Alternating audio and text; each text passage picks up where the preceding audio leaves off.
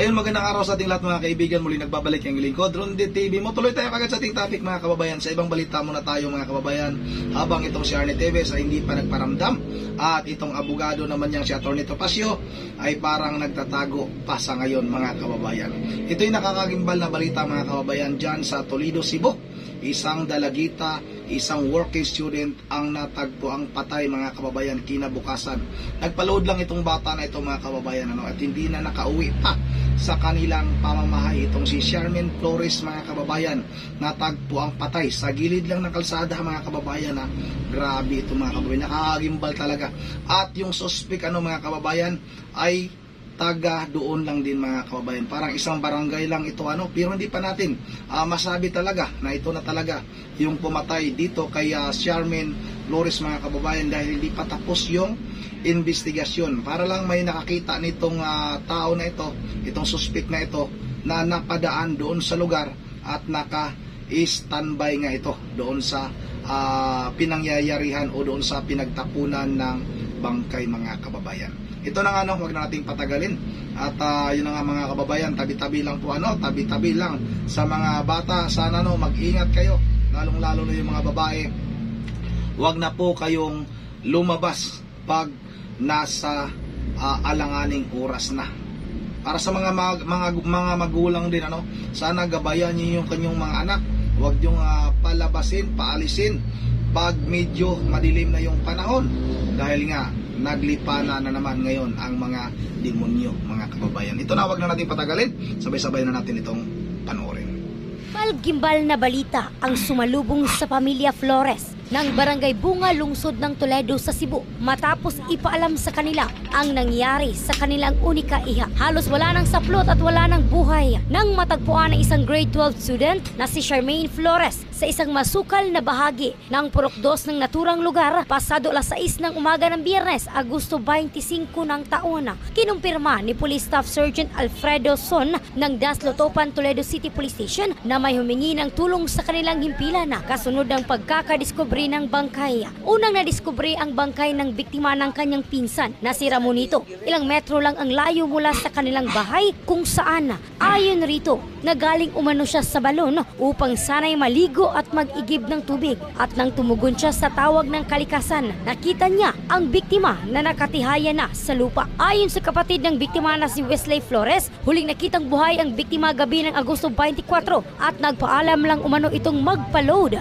ngunit hindi na ito nakabalik. Inakala ng ina ng biktima na si Ana Maria Flores na nandoon lang ang kanyang anak sa mga madre, kung saan ito nagpa-part-time ng trabaho kapalit ng allowance sa kanyang pag-aaral. Ngunit laking gulat na lang nila nang mabalitaang natagpuan ang bangkay ni Charmaine. Sa pagdating ng mga personel ng Scene of the Crime Operatives o SOCO, nadiskubre na ang bangkay ng biktima ay may sugat na parang sinaksak ng screwdriver. May kagat rin ito malapit sa kanyang tenga. May nakita rin umanong pasa at dugo sa kanyang hita at kalmot sa ilang bahagi ng kanyang katawan. Isa sa ilalim ngayon sa otopsiya ang bangkay ng biktima upang malaman kung ginahasa nga ba ito dahil may pang-ibabang suot pa ito. Ngunit nakataas na ang kanyang t-shirt hanggang sa ibaba ng kanyang dibdib.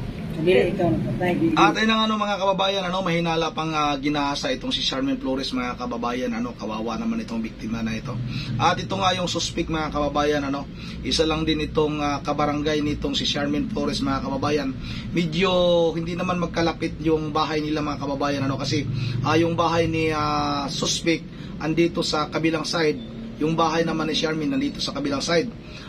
Kung maglalakad si suspect papunta sa pinaludan ni Charmaine mga kababayan, nasa mga 5 minutes daw ito ang layo at ito namang si Charmaine naman, kung maglalakad naman mula doon sa pinaludan niya papunta pa uwi sa kanilang bahay mga kababayan, ganun din yung kalayo, nasa mga 5 minutes mahigit yung lalakarin. At ito nga si Charmaine natagpuan mas medyo tabi lang talaga ng kalsada ito mga kababayan kasi paglusong na ganun kalsada na, makikita mo talaga na nandoon na yung bangkay ni Charmaine mga kababayan. Madaling mapansin kasi nga hindi naman gaanong madamo. Paano kaya ito pinatay na hindi mo lang nakagawa ng ingay, hindi mo lang nakasigaw mga kababayan? Kasi kung nakasigaw, may mga bahay naman na medyo malapit lang. At yun ang mga kababayan, itong suspect na ito ay itinanggi naman niya na siya yung pumatay dito kay Charmaine Flores mga kababayan para lang sa mga magulang sana mag-ingat tayo wag nating palabasin yung ating mga anak, lalong-lalo na yung mga babae sa mga disoras na, lalong-lalo na sa gabi na kung saan pumupunta, lalong-lalo na dito sa mga probinsya na talagang tahimik naman paggabi na mga kababayan. Sa aming probinsya, pag alas 6, alas 7, medyo tahimik na talaga, wala nang gaanong tao. Kaya siguro rin mabilis na nagawa yung karumal-dumal nga na pangyayari dito kay Charmaine Flores mga kababayan. Nakakaawa yung pamilya nito. Ito nag-aaral mga kababayan bilang working student nga doon sa mga madre mga kababayan. Yun ang tunghaya natin ito, pakinggan natin itong salaysay naman ng suspect mga kababayan. Talagang itinanggi niya na siya yung may kagagawan sa karumal-dumal na pangyari kay Charmaine Flores mga kababayan. Bisaya ito, hindi natin matranslate lahat. Kukunin lang natin yung importanteng mga sinasabi nito mga kababayan. Wapo ka kay Balog, hindi sa nagpatay. Ang t-shirt nga mag-isuot anang pagkagabi ngano niingon man ka nga kana imong gisuot gabi nga katumang blue imong gisuot. Kaya lagi, no? Daghan man nakakita nga katong blue imong gisuot. Hindi mo sila blue, ini short siguro. Pero daghan man nakakita ka nga katong blue daw. Organize. Pero dito nakaatong higayon na katong pag-adto ni Charmaine pagpaload niya dito naman daw ka. Tinuod lang, wala yung kita gid anong bata. Tinuod lang. Nangingi sila akong gisundan, wala yung kita gid anong bata. Kasi mga kababayan, nagtanong nga yung isang reporter dyan, o reporter ba yan, na yung pagkagabi na yun mga kababayan, ang suot daw nitong suspect na ito ay blue. Bakit daw nagpalit ito ng damit? Ang sagot naman itong suspect mga kababayan ay hindi daw blue yung kanyang damit. Baka yung short daw niya, yung sinasabi na blue. At hindi daw niya nakita itong si Charmaine kasi nga may nakapagsabi daw na itong si Charmaine ay sinundan mula sa pinaludan na tindahan mga kababayan at itinanggi nga nitong suspect na ito na hindi daw talaga niya nakita itong si Charmaine Flores mga kababayan. Anong reaction gahapon pagdakop nimo? Anong wala ka mo kuan ka nang mo react nga mo kuan di man to ako ana wala kay kanang wala magkamaguol sa Nawag mag-uwan. Nawag mag-uwan. nga Muna. Kolektor ng judge ano wan nga mao na kay sa itabuan na ang buntag. Adto ko sa itabuan. Yes. So sila nga anak, lasay ko nawa ng bata. Okay na. Ano mo alas 8. Agi man ko ning iriya ha? Good morning lang ikaw basi ba? Na Nyagi ko ng mga oras huwag gilain na nyagi. Ano nilikuwag ba sige? So tinuod na ako nyagi, di ko nakita. Ako yung tambay-tambay ko. pero nagbarog man ka dito dool gyud sa nahitabuan wapod ka kabantay nga na nagkuan dito gahilak kisi-kisi Wadi ko di barog ko do. Wadi ko yung mihapit mo itong lupita. Dito gila ko nakaw. pero nakitaan ko dito dito lagi kato nakakita nimo Yun ang mga kababayan, ang tanong nga nitong, di ko lang alam kung reporter ba talaga yan o kamag-anak ba yan. Sabi nitong babae na ito, nung yung nagtatanong sa suspect na bakit daw hindi man lang siya pumalag doon sa mga naghuli sa kanya mga pulisan, hindi man lang siya nagsalita doon, hindi man lang niya itinanggi yung pangyayari na yun. Ang sabi naman nitong suspect na ito ay tumawag daw yung kanyang kapatid. Hindi niya tinuloy kung ano ba yung sinabi din ng kanyang kapatid. At yun nga mga kababayan, nung dumaan daw siya sa lugar na yun, ay yun na nga daw yung usap-usapan na nawala itong si Charmaine ng alas 6 ng gabi mga kababayan. At sumagot daw siya na alas 6, alas 8 daw siya dumaan sa lugar na yun. Yun daw yun talagang pinagkuhaan o kinuhaan ng base kung bakit siya ay nagiging suspect dito mga kababayan sa pagpatay nito kay Charmaine Flores. Yung sinabi niya na dumaan siya ng alas 8. At sinabi naman nitong nagtatanong sa kanya na bakit ka nakatayo doon sa lugar na yon sa mismong pinangyarihan, hindi mo ba narinig na mayroong mga kaluskos doon, yung umiiyak na mayroong mga pangyayaring ganon? isagot naman itong suspect mga kababayan, hindi daw siya tumayo doon sa mismong pinagtapunan ng bangkay mga kababayan, napadaan lang daw siya doon. Bye. Ang nagmotor. Nga, dito ka nagbarog yun. Kung nakasugat kong motor sa pita, dito na dito sa esklina, atong padung sa kamalig. Dito na masayad, dito to. Nainilit ko ito mga motor. Dito. Mula dito ko nasugatan. Pero nga mga kababayan, mayroon daw nakakita nito na nasa lubong, no? Nasa lubong ito sa motor doon banda nga sa pinangyarihan na yon. Pero ang sabi naman ng suspect na ito, may nasa lubong siyang motor pero doon nasa bandang kanto. Doon daw niya ito na sa lubong mga kababayan. Buot ni mo ipasabot na inihi mo ngalain ani? Wasa gibaw sir. Pero- Wa mo sugid ko na buhat ana. Pero nakakuyog mong butchok atong igayo na. Wala. Amin ko yun. Nga nung gailis man kag t-shirt po atong gabiyo Gusto na. nang iilisan ako. Murang ginang gilo. Kaya hindi ko nila gailis ginaw ka dito sa payag. Dito ka sa payag.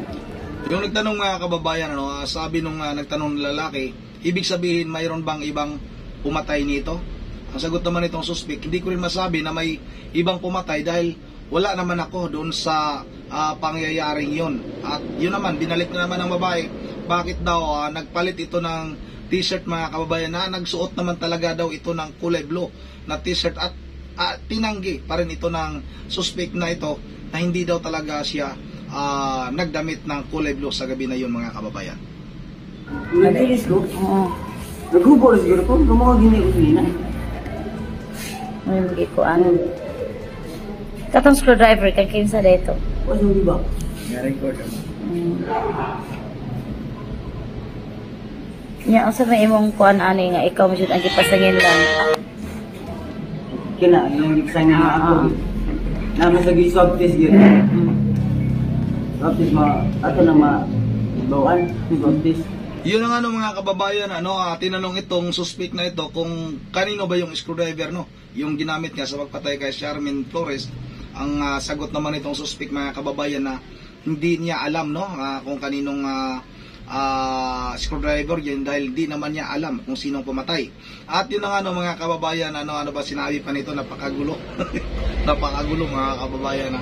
At ano ba daw masabi nitong suspect na ito na siya naman ngayon yung tinaguri ang suspect mga kababayan sa pangyayari nga sa pagpatay dito kay at pinakinalaan pa na ginasa itong si Charmaine Flores mga kababayan. Ano sabi niya, maghintay na lang kung lalabas yung swab test, no, para mapatunayan talaga na kung may kinalaman ba siya sa pangyayari sa kaawa-awa namang si Charmaine Flores mga kababayan. Yan ang mga kababayan, medyo magulo siguro yung paliwanag ko. Pasensya na mga kababayan, medyo mahirap din talaga mag-translate lalong-lalo na pag Bisaya din ako tapos i-translate ko sa Tagalog. Kung Bisaya lang sana lahat mga kababayan, mas mabilis. Yun ang mga kababayan, maraming salamat sa iyong patuloy na suporta. At yun na nga, bago ako magtatapos, mag-shoutout muna ako. Hindi na ako magbasa ng comment kasi nga medyo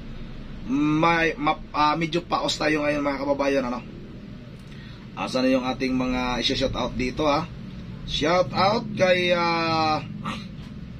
Ma'am Berger Berhel de Dios ng Pulilan, Bulacan. Kay Tilma Santos, shoutout Eduardo Polido. Kay Ma'am Joyce ng Japan. Jojo Dioso Jr., shoutout. Shoutout kay ito tayo sa babang banda kay Sim, shoutout kay Sim excuse me. Kay Sylvia, shoutout. Kay Angelo, ang lalo sino ba to? Ang lalo Rimunda, shoutout. Kay Alejandria Garcia, shoutout. Manny Gabas, shoutout. Manny Gabas, shoutout Ay Rin Latori, shoutout. Kay Lods Rapido TV, shoutout. Kay Hihi, shoutout. Sarah Biit, shoutout. Kay Raul Batika, shoutout. Noel Tan, Wilma Kadosali, Piti De Leon, excuse me, Maricar Espiritu. Kay Nanit Kaagoy, shoutout. Armando Dictado, shoutout. Marlita Villanueva, shoutout. Ronel Vergara, kay Alicia Bolaños, kay EJ Reyes, kay Lagram Heidi, kay Marjon Batumalaki idol, shout out sa iyo idol. Jeannie Diamante, shout out. Kay Rob Sisi, shout out. At kay Rapi Rico Studio, shout out idol. Franklin Sapdin, shout out. Danilo Pansakala, shout out. Kay Pugi na walang GF, si Arnel TV, shout out sa iyo idol ha. Kay Dodong Digis TV, shout out ha. Kay Parak TV, kay Palpak TV, shout out. Kay Malan Navira, shout out. Kay Lodi Bina Bingcolado, shout out. Lorantia Boler, shout out. Wilma Cadosali, Angelita Arbon Lord, shout out ha. Kay Rosalie Malit, shout out. Kay Rapi Rico Studio, shout out. Clemencia Villaniba, Bin Infay, shout out. Excuse me. At kay Nads Kabuyaw. Yun ang mga kababay. Kay Sonia Bactasa, shout out na rin. At kay Michael Rigor ay i-report. Sino ba yung i-report? I-report ba tayo? Michael Rigor. I-report tayo kay Mita. Yun ang maraming salamat sa iyo ha, Michael Rigor ha. Maraming salamat. Yun ang andito lang muna. Medyo matamlay tayo ngayon mga kababayan ha. At once again, this is Ronde TV mo. Ingat yung lahat. God bless bawat isa sa atin.